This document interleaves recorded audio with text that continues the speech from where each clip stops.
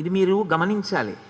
కైకమ్మ వరాలు అడిగింది, నాకు ఇవ్వద్దంది, రాజ్యం భరతుడికి ఇచ్చేయమంది, మా నాన్న ఒప్పుకున్నాడు, అందువల్ల భరతుడికి రాజ్యం వెళ్ళిపోతోంది అని చెప్పలేదు.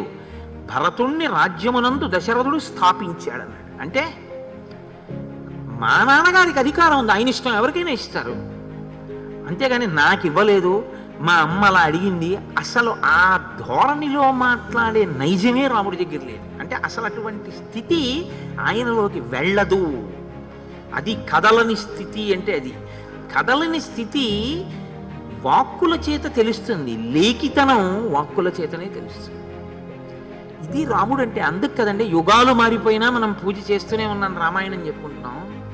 ఇది రాముడు అంటే. రామాయణం చదివితే మీరు ఎవరితో మాట్లాడేటప్పుడు ఎలా మాట్లాడాలో బాగా దిద్దబడుతుంది.